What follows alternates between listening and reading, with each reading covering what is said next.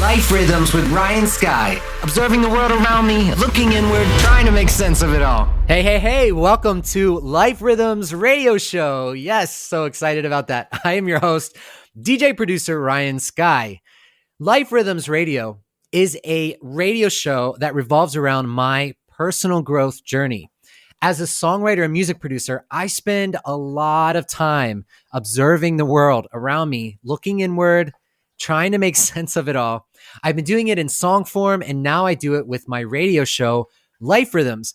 Each episode, we feature a different personal growth topic. So we feature one song and one topic, and the song serves as a jumping off point for whatever it is we're going to be discussing for the day. Today's topic, we're going to be talking about toxic relationships. Dun, dun, dun. Juicy stuff. I've got special guests today, Neffex. They're a musical duo based out of Orange County, and I'm a fan of their music. We're going to be featuring their song "Worst of You." It just came out, new single. And when I looked at the lyrics, "Worst of You," I started to think about toxic relationships because they're talking about being tired from sleepless nights, about the other person making them feel like they're doing nothing right. I'm paraphrasing. They talk about the other person calling them blind and throwing their phone. So, getting into fights. I'm starting to get some PTSD right now, thinking about past relationships where they weren't necessarily that healthy. But you know what? It took those experiences for me to realize what an unhealthy and toxic relationship was. Signs to look out for. These are things we're going to be talking about today. We're going to go over, because the thing about toxicity in a relationship, according to Carla Marie Manley, PhD, she's author of the book Joy from Fear. She says that depending on the nature of the relationship, signs of toxicity can be subtle. They can also be highly obvious, but the subtle interests me because a lot of times I find that we kind of end up in these dynamics where the signs aren't that obvious. And so you're not quite sure, is this really an unhealthy relationship? Or like for me, over the past year, I learned a lot about attachment theory and childhood wounds. And so there was a moment where I would be in dating somebody or in relationships where now I look back and I can see they were toxic and unhealthy. But at the time, they were also triggering things inside of me that needed to be healed, which number one, I think is why we attracted to each other. They say like attracts like. And if you find yourself in an unhealthy dynamic, it's possible that there's something inside of you that this dynamic is bringing light to, that you can heal. That doesn't justify someone else's behavior, abusive behavior by any means. But what I do want to say is that I've grown a lot from my past relationships. And even though they are not partners that I would want to be with long term, what I took away from these relationships, it really changed me for the better. So today we're going to be talking about toxic relationships, kind of the signs to look out for.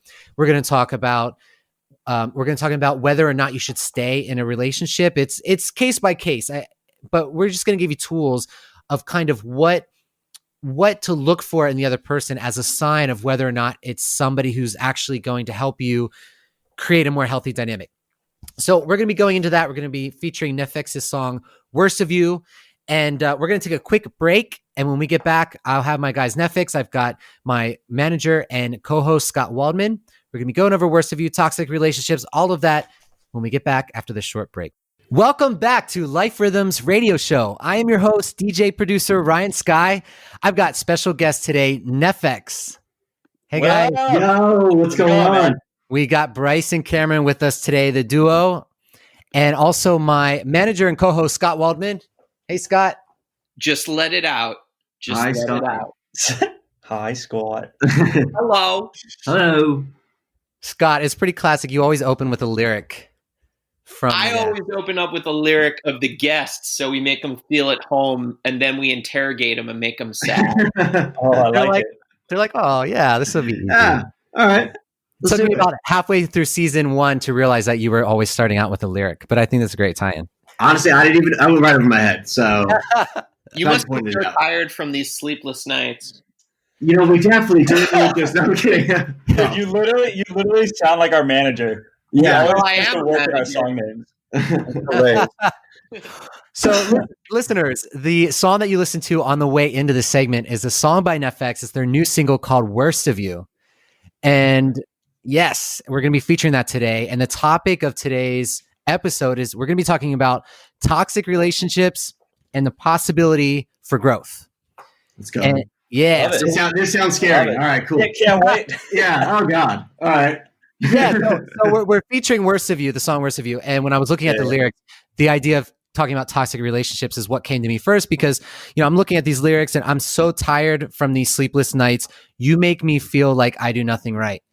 And when I hear that lyric, you make me feel like I do nothing right. First of all, it brings back a little bit of PTSD for me and some of my past relationships. For sure.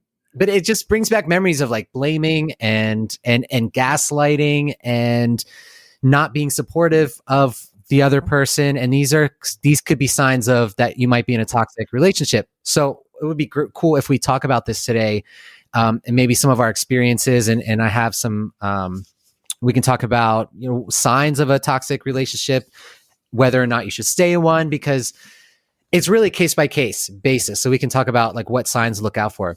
I write a quote for every episode. And the quote that I wrote for this episode goes like this: every relationship that you enter into is an opportunity for growth, but not all relationships are created equal.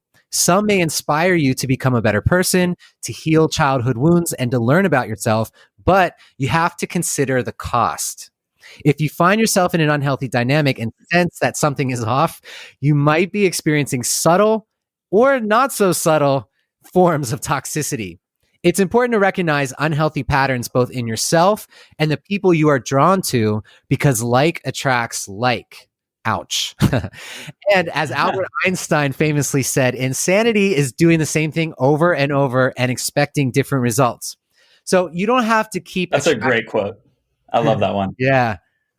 And it makes sense with relationships. You know, it's like if you keep finding yourself in the same dynamic and expecting different results, you got to look at your behaviors. You don't have to keep attracting the same kinds of people. And you also don't have to necessarily leave your relationship if there are signs that your partner is open for change. Your awareness is key in determining what's best for you to move forward. So that's the quote. That's all. The little help of Albert Einstein in there. Yeah, he's kind of an Einstein. He's kind of a smart dude, huh? Yeah. Did he have a relationship? Did he have a girlfriend or a wife, or what's up with that? Well, he sounds like he could be one of my relatives. Was he too smart for one? He knew it was a bad idea. I actually, believe it or not, I recently read a book about Albert Einstein, and he's the kind of genius who's so smart but needed help with like putting on his shoes. Yeah. Like he could figure out like formulas and algorithms, but he'd leave the house looking like a wackadoo. That sounds right. Yeah. Hey, takes too much thought to get ready. Come on. Exactly. Yeah. That's what my wife says. He says that about you? About you? She says that about Jer. little joke. Okay. I'm like, is that a song lyric? Like, we're trying to think about it. It's an inside joke that everyone's on the outside for. That's all. Good. Tight. The best ones. Scott every once in a while throws in a little Jewish joke, and I got him before he had a chance to throw it in. Nice. Yeah, you know what I'm saying. How do I make you so mad, Ryan? So, guys, so let's talk about this. Let's talk about the song "Worst of You," toxic relationships. I was looking at an article by Healthline, and they were talking about hallmark signs of toxicity in a relationship. And the first thing they said was lack of support. That when things turn toxic, every achievement becomes a competition, and you don't really feel like the other person has your back. That's kind of a subtle thing. I necessarily wouldn't think of that as toxic, but I would think of it as not an ideal trait. You know, that I would want the person to be supportive of me. For sure. No, that's probably the reason why you see a lot of people who are high up CEOs or musicians and stuff struggle with relationships, because it's a lot of success and it's a very specific type of mindset for that success. That it's hard to be in a relationship with. It's hard to deal with someone who is having that success if you're not quite having that success, or the plane isn't quite level. Yeah, and I imagine it would also be hard. Like for me, for instance, I've been in relationships in the past where I ended up kind of serving as this symbol to the other person of being a constant reminder to them that they were not pursuing their dreams and passions. Yes. And it's like one or two things can happen. This is something that I've been learning lately, is that, well, I had said it in the quote that like attracts like. But I was thinking about past relationships and dating, and either two things can happen. Either one, you can inspire the other person, and it's really has nothing to do with you. It's up to them. They can either see you and you're pursuing your passions and your dreams, and they could be inspired by it, or it could kind of be a trigger to them and a constant reminder that they're not doing that. Absolutely. Happens all the time. That's why, yeah, it's important to, if you're a motivated person, it's important to also find a motivated person who doesn't look at it as, a downer kind of situation, or doesn't try to constantly compare themselves to you. But like you said, tries to lift you up, or excels in a different field, excels in their own kind of space. I've always said the number one thing to look for in a partner is just open-mindedness.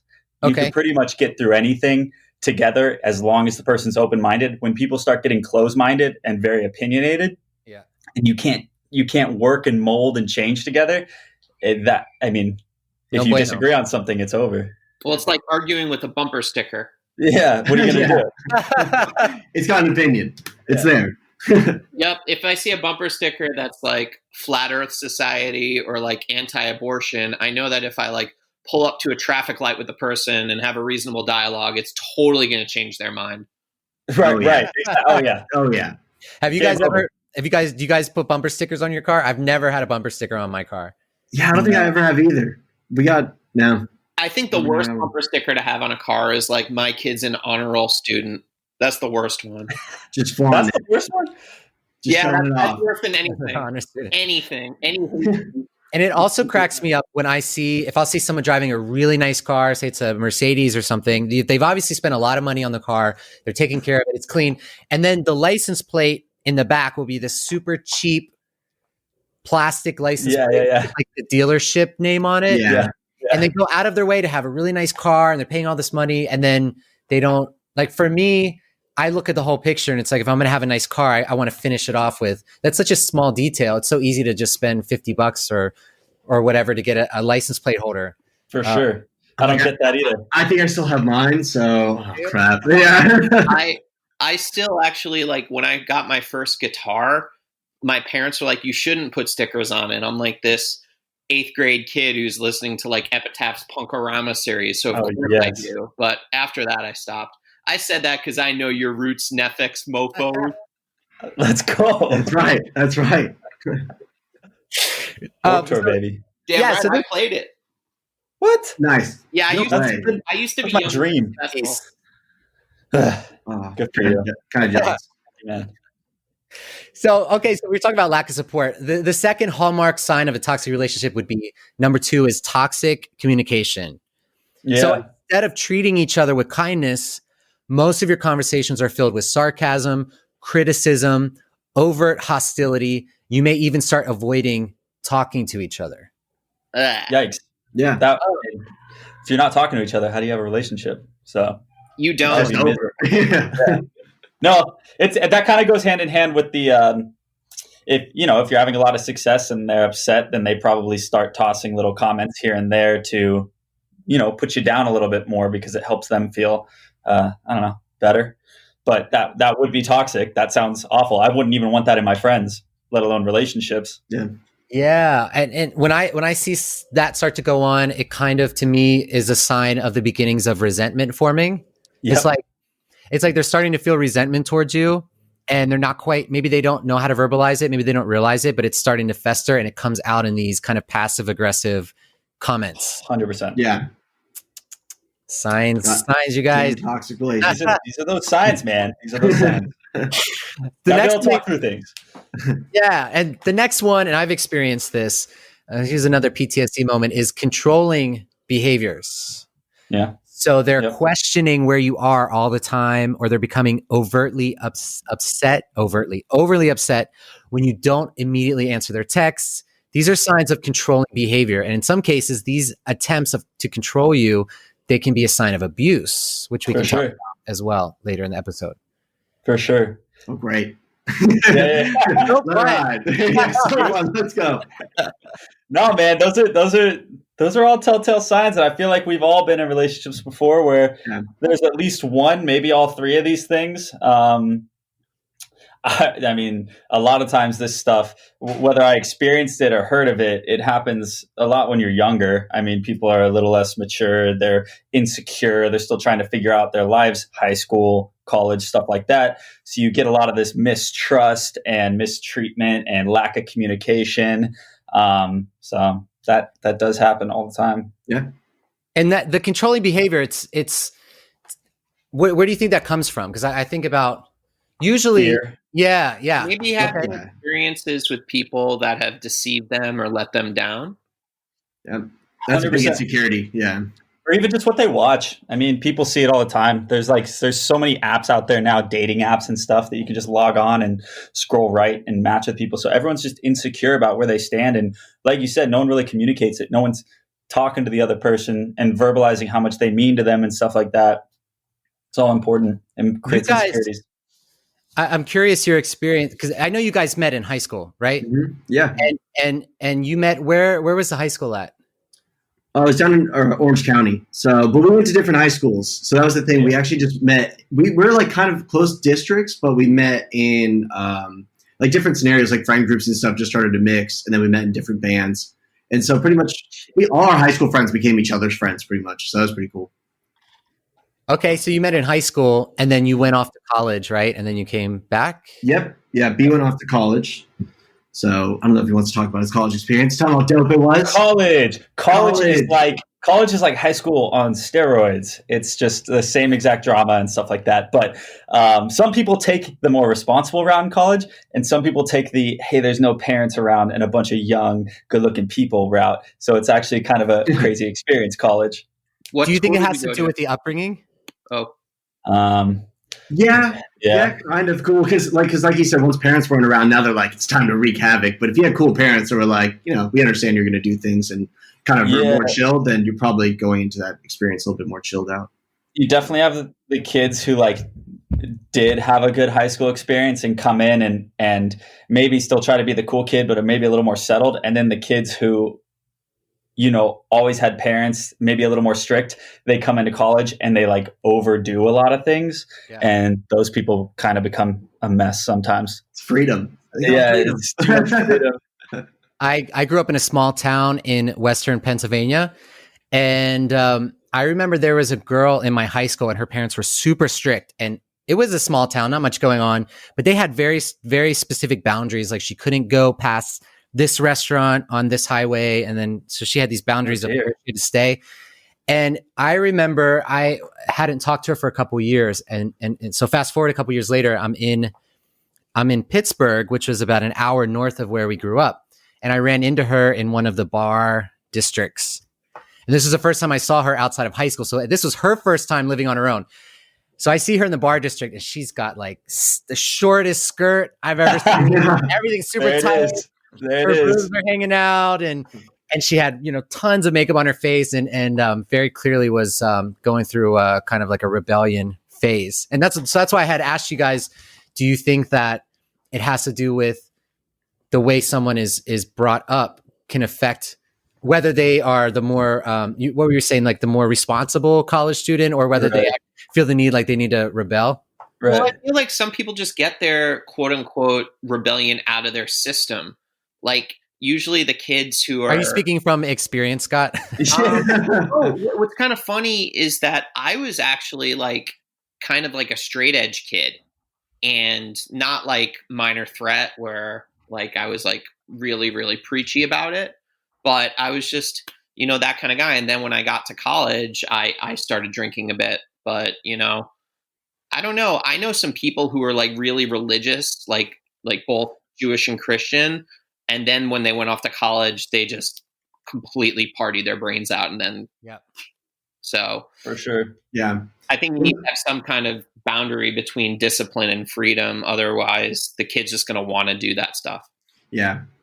Okay, yeah, it's just such a rush of freedom. You're like, yo, I can do whatever I want right now. So you Anything. start doing whatever you want. Yeah, Do whatever you That's want. crazy. I mean, It totally. Oh, go ahead. no. This is the show with Neffex. I'm just the fucking co-host. Oh, that's true. Well, you're doing great. So. You're doing great. I love your story so far. I love Dude, the story so far. I was gonna say it depends a lot on the school too. My mom always had this saying, this quote she would pin up on my wall. It said, "Show me your friends, I'll show you your future." And it's such a true quote because Should it's put like, that on your wall. yeah, she literally pinned it up on my wall every day. I look at it, and Counselor's office. I was very selective with who I associated with because it's such a true quote. And if you go to some crazy party school, I mean, you're probably around a lot of partiers, so you're going to party a lot. And if you go to some straight edge school, odds are you're that type of person, or you'll adapt because, I mean, it's all situational. Yeah, I went to Santa Barbara once, and I don't know how those kids get anything done. I would never get anything done. I would be running around to the beach. I having a great time. That's like spring break university with beautiful people. Yes. Yeah, seriously. It's fun. A rough life. Well, Santa It's rough, Barbara, right. spring break, SB. Oh my God. Yeah, that was the place to be. But the initials, SB, Santa Barbara, spring break. Spring break. My Man, Oh my You God. get all the low key things. I like your style. All And right, I went hell to the yeah. University of Michigan, so I went to the University of Madness. Wait, what university was it? Sorry, I didn't even. Oh, Michigan's crazy. Oh, Michigan's amazing. Yeah, Michigan's fun too. University of Michigan's wild. Any of the Midwest ones. And then after school, you moved to LA, right, Scott? Yep, I moved here in 2003, and I actually was in a band that was named after an Orange County street called the City Drive. And Oh, cool. we signed with Columbia, and I did that. But back to Ryan and Neffex. Well, the real that's, No, more about you, Scott. that's awesome. the interesting question is, Scott, when you moved here, were you pursuing something or were you running from something in Michigan? Toxic relationship. I would argue both. I was pursuing career in music, and I was kind of running from, settling, because a lot of people that I knew from growing up on Long Island and from going to Michigan kind of had their lives planned out at a young age. Like, okay, I'm going to do this. I'm going to get a job at this company. I'm going to go to grad school. I'm going to do that. And I'm like, I want to be in a band. And that just did not compute to people. And a lot of those people actually were doing, some of these toxic communication traits of, criticizing me, being sarcastic about it, some real verbal hostility, but fuck them. I think I was going to say that's probably one of the crazier parts about our journey too, was B, going to college and then coming out and saying, yo, we're going to start this band and stuff. But it was probably one of the coolest things because B got a whole marketing degree. So we were able to use that to our advantage like no other. So that was one of the biggest blessings we had, was making a move like that. So it was really cool. I'm curious to ask you guys what your experience was like, because I had mentioned earlier about being a kind of finding yourself in a relationship where you, by no fault of your own, you end up becoming this symbol of what other people are not doing, and you're kind of triggering them. I also found that happens in small towns. And in the last episode of Life Rhythms, we were talking to Matt from Cheat Codes, and he grew up in, was it Detroit, Scott? What about Detroit? Is that where Matt is from Cheat Codes? Was it Detroit? Missouri. I believe one of them Missouri. is from St. Louis. I mean, So you could he just say all the Midwestern states are flyover states. I'll say it. It's fine.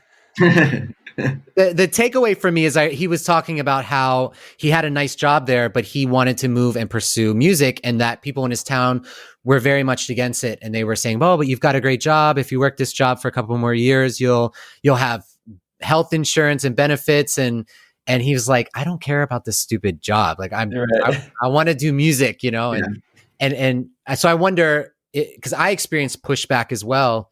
And I guess it's like, I don't know if it's small town thinking or it's just like, what was your experience, you guys, with regards to that?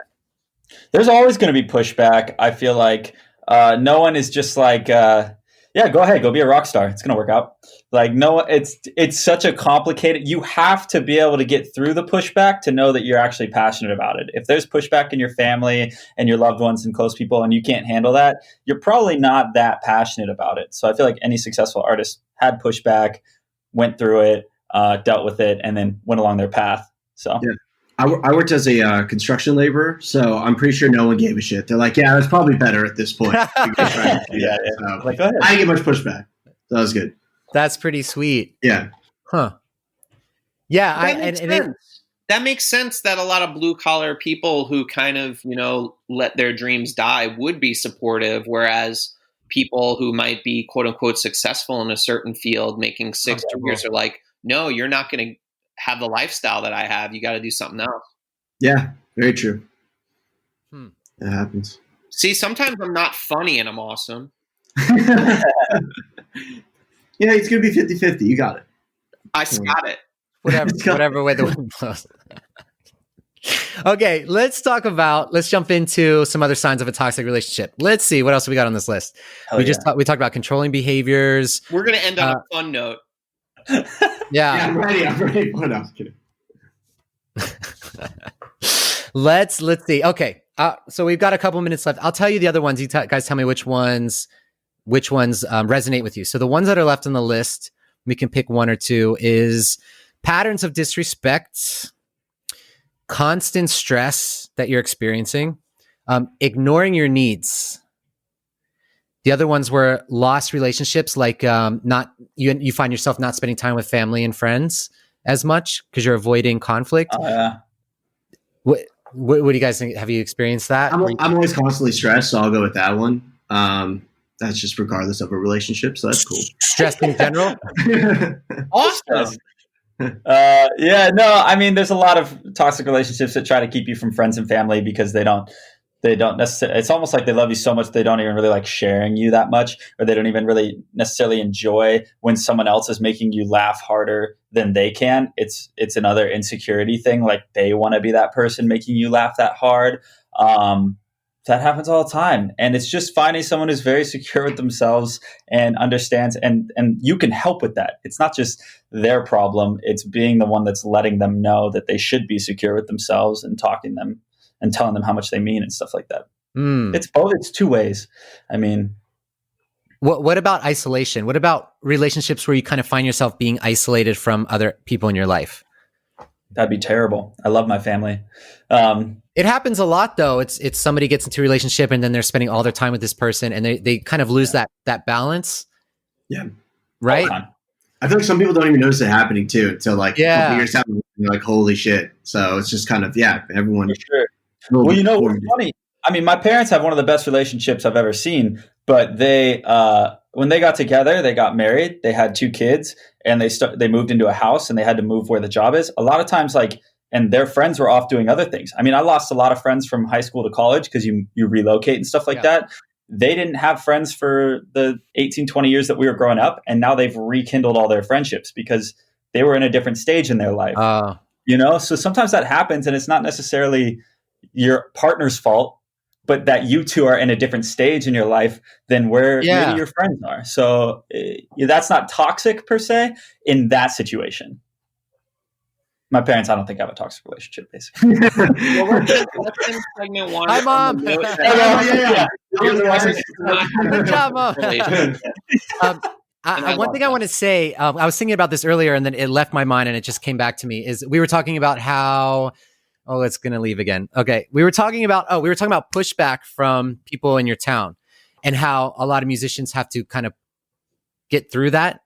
And what I wanted to say is that there's something liberating about that experience, because like when I was in college, my birth last name is not Skyy. And when I was in college, I remember I came out with Ryan Skyy and as a music artist. And the first reaction from kids in my college was very like, oh, Ryan Skyy, like, who does he think he is? Like Ryan Skyy. And like kind of thinking it was ridiculous. And I also felt like maybe they were right, because I didn't feel very secure. I was making up a name. I mean, it was inspired or whatever, but like you're kind of creating something and dubbing yourself this new entity. But it was interesting to watch. Within a span of a couple of months, they went from kind of like, oh God, who does he think he is, to, oh yeah, that's Ryan Skyy. So then they accept it and then they adopt it. And then a month later, they were like singing my songs in the hallways.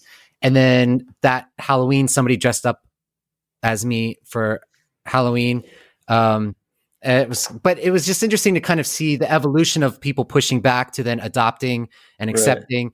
And that liberated me because it kind of loosened the grip of me in society, where I was like, even if, like, basically I can do what I want, like, just follow my heart. And people, there's usually a delay. I find that, like, when you pursue something or you start something, you have to be the first one to adopt it. And then there's usually a delay with the people around you. But eventually, if you're really doing it, people start to come on board. Like, did you guys experience anything like that? I was just saying, like, to B's point earlier, which was just like, because you just showed you had a ton of passion for what you're doing. And then what happens is, like, the more actions you take to prove how passionate you are, people are going to start kind of associating to it and being excited for you. I remember times where we were starting all this stuff, and I mean, we did ridiculous shit, like we tried to throw warehouse parties and stuff with like our own name. And I mean, we had like 0 people come to those things, but we've done like, I mean, if we think about it from when we started doing those warehouse shows all the way to when we moved to Hollywood and started throwing like our own little house parties and stuff, it went from 0 people wanting to come to these things to,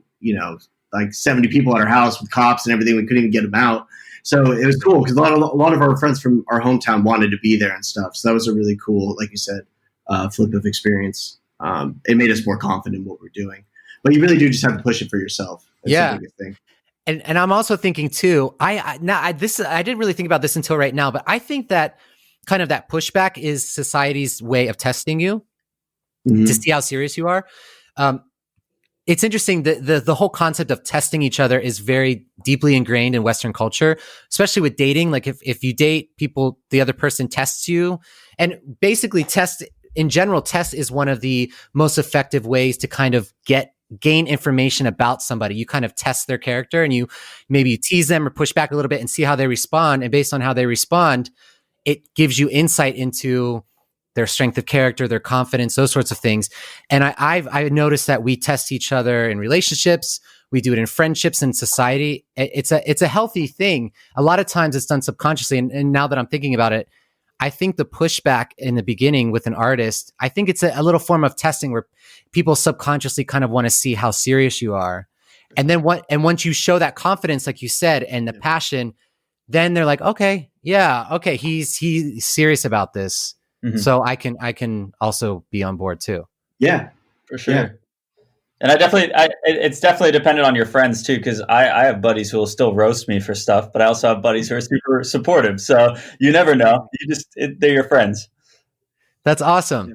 So we're going to take a quick break. We're at the end of this segment. When we get back, we're going to continue the interview with Bryce and Cameron. We're going to talk about their song, Worst of You, go through some of the lyrics. And we were talking about toxic relationships. We'll also talk about like what signs to look for if you want to stay in the relationship, and also maybe a little bit about abuse, which I think goes hand in hand with this. Keep it lighthearted, but this is all, it's a good topic. Okay. So let's take a short break and we'll be right back. Welcome back to Life Rhythms radio show. I'm your host, Ryan Skyy. I've got special guests today, Bryce and Cameron from Neffex. Hey guys. Yo. And my manager and co-host, Scott Waldman. So call me blind and throw my phone. That's right. Hey. That's right. That lyric. So that's from your song, Worst of You, which we're featuring in today's episode. You guys heard a little clip of it on the way into this second segment. The line about throwing your phone, is that a real story, or? You know, I'm sad to say it isn't. I don't think I've ever had anyone throw my phone, but when I was writing it, I was imagining someone, you know, a girl being upset at something you possibly did on your phone or something, and calling you blind for not seeing what you did was wrong and throwing your phone. It just seemed to work well. So I'm happy to say that it didn't happen to you. Yeah, I'm happy. Yeah, I guess. It's probably for the best. Yeah. Yeah, iPhones are expensive, I know. Damn right. That behavior reminds me of gaslighting, which I had mentioned earlier. We would talk a little bit about like abuse and toxicity in relationships. And one of the hallmarks is the person gaslights you. So for example, they may try to convince you that you've never, let's see, wait, I took these notes. They're trying to convince you that they've never been abusive. Oh, that they've never been abusive. Yeah. Scott's on it. So they could be abusive, but they'll gaslight you saying that they're never abusive, but in fact you are. Oh yeah. Okay. People do that all the time. They flip it on you. Switch. And then it gets you to question reality. You're like, wait a second. Have you ever heard the strategy? I saw this on a sitcom where like if your girlfriend or wife is like mad about something, you just get even more mad about that thing, and then she has to like calm you down. I think it's hilarious. Is that a weird thing? It's not a bad strat. Right? Dating tricks and strategies. Yeah. I don't endorse it. Yeah. How to low key abuse your spouse. They get mad, you get pissed. Yeah, you get mad. Step one. You're aggressive without having to shout. Yes. Oh no, that's the low key version of that strategy. We'll talk about that one now. Yeah. You're aggressive with shout. Yes, that's the real life strategy apparently. Right. Yeah. You guys, I was reading an interview you did with Noise Trend, and you had said, and I quote, "We've always believed that you have to give value to receive value. And that was our goal when we started to make copyright-free music." I thought that was really interesting. First of all, I love the idea of giving value to receive value. I'm a proponent of that way of life. And then I also love that you guys were focused on creating copyright-free music. Mm-hmm. Is that, what was that? So, because you guys did 100 songs in 100 weeks. Correct. When you started out. For listeners for those of you listening that are new to Neffex, you guys started your band in your group 2017. 2017. Yeah. And you started off, you kind of challenged yourselves to release 100 songs in 100 weeks. Right. We're super passionate about music and making music, but we had no idea how to get our music heard. I mean, it's near impossible nowadays with how competitive it is. And we saw people like Russ and Little Wayne used to have a ton of success. He would do like 200 features in a year or something like that. And so, we just wanted to get really good at making music. We were super passionate about it. We just wanted to make a ton of music super fast. And so we did a weekly schedule and we tried to stick to it. That sounds like a way of kind of hacking. It's kind of like a life hack. I like the idea that you put that on you, the 100 songs in 100 weeks, because it kind of forces you into this weekly rhythm. Yeah, for sure. And Holds you accountable. And you mentioned in the article about the 10,000 hours, where they say it takes about 10,000 hours to become a master. Yes. And did you experience that in this process? Could you feel your evolution happening as the songs were coming out? Dear God, yes. I mean, literally the 10,000 hours it takes. I think I did the math one time. I was like, if you worked on something 6 hours a day, how long would it was like 5 years or like 8 years if you did it like 6 hours a day or something crazy. And so we've been working on music since we were 15. I mean, we got instruments when we were 12, 13, 14. So I think that's when the 10,000 hours starts. And now we're 27. It's like we're probably just now starting to master our craft technically. So it's kind of crazy. And those early songs, do you listen to them and how do you feel about it? Like, is it, because the reason I asked is because I have like the relationship that I have with early songs that I've done. It's kind of like, and on one hand I can see, I've grown a lot since I've released that. And then another hand, I'm like, do I still want this to be out? Because we've definitely done that. Yeah. That's funny. Sometimes I look back and I'm like, you know what? We weren't as bad back then as I thought. And then other times you look back and you're like, this doesn't sound very good. Or these lyrics are interesting at best. And so it's like, it is interesting, but usually I guess it's just nostalgic looking back at songs for the most part. That's what I was going to say. It's a nice quality of it, which is cool. Yeah. I wrote a song in 10th grade about my mom nagging me called Headache Effect, and now I can't listen to it. It's called Bitch Go Away. Did you call my mom? Dude, that's amazing. You're expressing yourself. That's a start. That's good. I was very expressive. Nice. I'm sure your mom was stoked about it. Oh, she loved that I was singing. Yeah. Pursue your passion. Get mad at me. No, she's like, go to law school. That's awesome. The 100 songs. I'm curious, fans. My question is, what I'm thinking about is, before you release 100 songs, I'm just thinking about myself. If I'm just starting out and I want to put out 100 songs, some of the thoughts that might go through my mind are like, if the songs aren't good and now I have this content out there, like I'm curious, what were fans' reactions to that early works? Like maybe you feel a certain way about the songs, but are you glad you kind of, because you went to market, you kind of like, let's go to market quick with music rather than like incubate. I was going to say, it's like, well, our first intention was not to make 100 songs in 100 weeks. Our first intention was just to come out with a song every week on Wednesday and just get it going. I think it was like song 60 or something. We decided we're like, we should try and hit 100 just for the hallmark of it. But it was a really cool experience because, like you said, I was just getting content out as fast as we kind of could. But it was also freeing as an artist because it was kind of like whatever we had that week, whatever was done when we finished that song, we just put it out. And even if we didn't like a song as much, some of our fans liked it more than we even liked it at times. So it was kind of a cool experience seeing that happening. So I'm looking at your list of 100 songs, and it looks towards the end that maybe like around 91 and up are about this task being daunting. Like you have one called, it's like Deep Thoughts, to Lost Within, to Struggle, to Make It, to Runaway, to We Could Do It All. And then my favorite, Yeah, man, it was getting tough. It was getting tough. well, the best one is Just Not Fair. That's perfect for 90. That's amazing. Yeah. No, I don't think you realize that.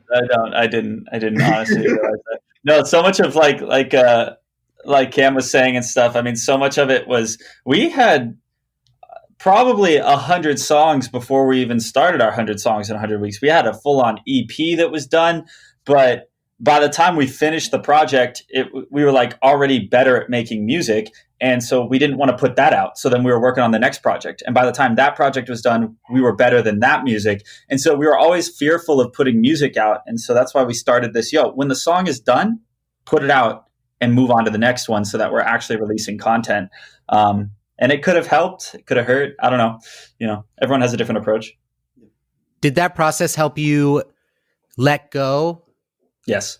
Putting things out and just let it go? Because no song's ever complete. Right. Really, there's always something you can do to change it. There's always a knob to turn, man. There's never enough knobs. Yeah. Yeah. So did this help you kind of be able to put stuff out and just let it be and move on? Exactly. Yeah. That's exactly how we approached it. It was, it's like Cam said, there's always another knob to turn. There's always another EQ thing you can do. It sounds good on these speakers, but not these speakers. And while there is a level of importance to that, you don't want to be putting out bad quality music that people eventually can look at and be like, oh my God, but it's also cool to show the growth. I've heard some artists where you listen to their initial songs and you're like, oh my God, that's kind of inspiring because he or she was not very good here. And now listen to them. They're amazing. And so, goes both ways. And to have that documented online is amazing that people can see the evolution rather than being super curated with what you have online. Go listen to some of Blink-182's early stuff. It's hilarious. The same thing. And I was like, no offense, Blink-182, but you should listen to the first stuff because it's pretty funny and it's really cool to see how they turned out. Yeah. Process. They became like this mature group after having songs called Dick Lips. Yes. Yeah. They had a great evolution. Do you guys have any favorite song titles of some of your records? Man, that would be a good one. I mean, Dick Lips that's pretty high. It's pretty memorable. I like we did anything. Schmack was a fun one. What is it? Schmack. It sounds like something that like someone who is a fan of The Rock would say if they have a lisp. We took that one down.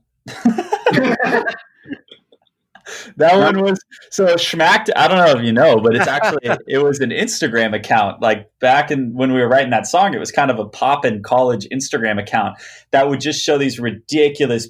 It's basically like Girls Gone Wild, but for college without like actual nudity and stuff. And so I wrote a bunch of lyrics based off of what I was seeing in the Instagram feed, and my parents were super disappointed in me. That was a fun phone call. How old were you when you wrote that? Do you remember? I was plenty mature. I was 23, 24, something like that. Fresh out of college, but yeah. But mom and dad are always going to be mom and dad. Right. It was part of the 100 songs in 100 weeks. And Mom. Yeah. We were like, oh no. Just expressing ourselves, Mom. Yeah, that's right. Guys. It's a dope Instagram channel, Mom. I remember being in, I'd say it was like second or third grade, and I was really into the Boys to Men album. And I remember listening to it, and I remember showing my mom the song "I'll Make Love to You."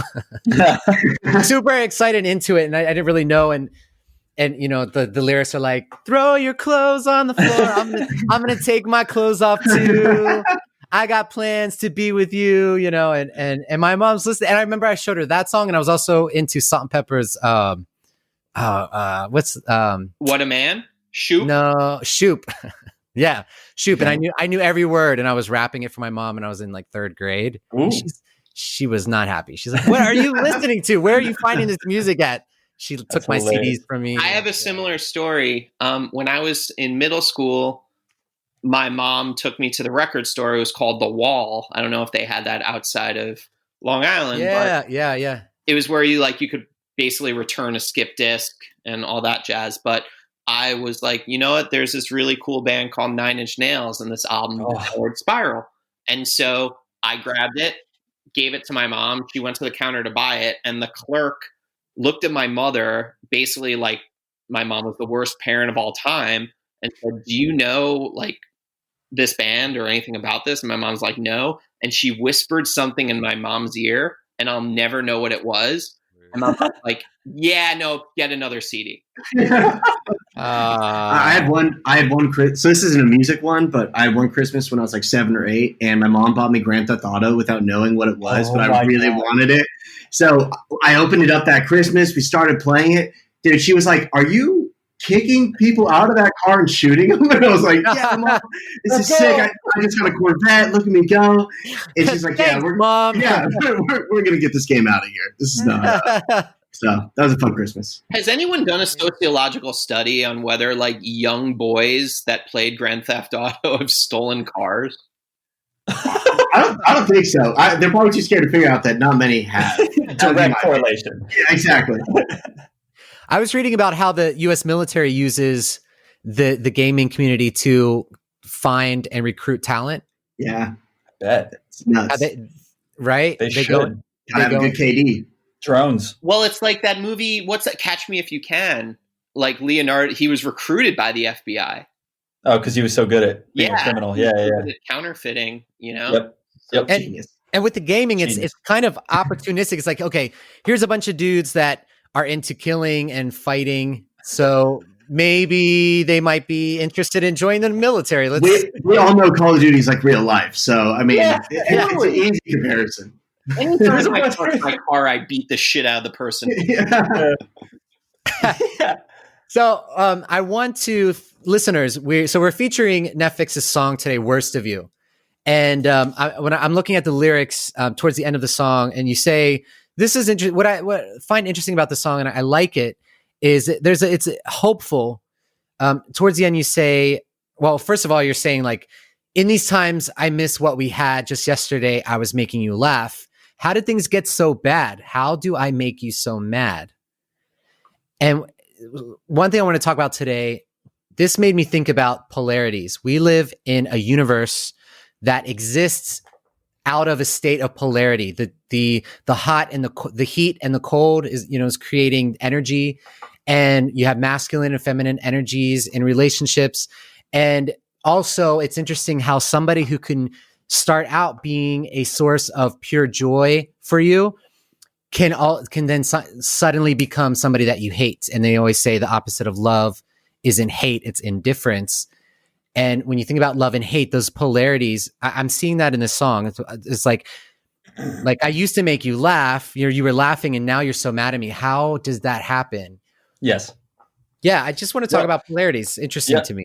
No, it is interesting because it's almost like the people you love the most are the people that can hurt you the most, obviously, and that you can hate the most because you love them so much. I think that's the polarity you're talking about. And basically in this song, the first verse, I'm describing, what the initial fight is. You're quiet, yet your actions are so loud. It's like this super passive aggressive fight. And in the second verse, I'm describing how like things are usually really good and things are usually great. And I love you and I miss what we had. And your smile is so bright. And then, how do things go? So how can things get so bad with someone I love and care about so much? in those times. Yep. But like you said, it has a brighter. It's an emotional song, but it's got a bright feeling. And so I wanted to cap it off with, like, at the end of the day, you're still the one I want. Like, you are still the person for me, the person I love, and the person I care about. That's cool. Yeah. What I like about understanding polarity is, just as somebody can go from being a source of joy to a source of hate, the opposite is true. Because what I find is that whatever is like manifesting in the moment, good or bad, the exact opposite potential is always there. It's just not manifested yet. And the reason why I bring that up is because if you find because I mentioned this in the beginning, that not just, you may find yourself in an unhealthy dynamic, and maybe it would be a good idea to get out of it, but there may also be signs that you can work through it together. Right. Right. And that's kind of like, things have gone bad, but maybe we can turn it around. So what some of the things to look for, you had mentioned in the beginning, Bryce, about I think it was awareness, about having an openness in a relationship. Oh, yeah. Open-mindedness. Open-mindedness. I think that's so important, is that open-mindedness and seeing that the other person is willing to change, that they recognize change needs to happen, and you actually see that they're willing to do that. Yeah. No, it's absolutely it. That's why when you're saying, like, yeah, if you can see the potential that someone can adapt and change with you and grow with you, it really is just someone being open-minded to a difference of opinion, a difference of mindset. And that's what can, like you said, turn the love into hate and the hate into love. Well, mostly the hate into love is just if someone's super open-minded. Yeah. Well, I'll wait for the day it comes back to me. Good. Oh, that's good. Dude, you gotta talk to our manager, man. He This loves guy. you. Thank you. And since you love me, I'll be the dick. We're almost Good. done. Aw. So Yay. I'm Boo. sorry. Dude. How did things get so bad? How do I make you so mad? By ending things. You sound so sad, Scott. I am. Aw. You guys are great. Oh, thank you. Neffex is cool. Thank cool. you. Good Look at try. And That's a first. when I was researching and looking, as I mentioned that article you interviewed with Noise Trend and just looking at your background and stuff. When I saw that you guys grew up on like Blink-182 and Nirvana, I immediately was like, oh, this is going to be a good episode for Scott. Yeah. Especially when I saw that you guys are both part of a punk rock band. Yes. Love it. It's the really blood. interesting to me how much of the pop and the dance world comes out of this punk background. We've talked about this, Scott, like a lot of executives. It's like the And then- DIY people. Basically, they gravitate to it. I mean, Skrillex is as big as it gets, and he was in a screamo group. Right. Yeah. I mean, even with the hip hop these days, notice so many like punk melodies and stuff like that. Well, Post Malone was in a sure. punk band.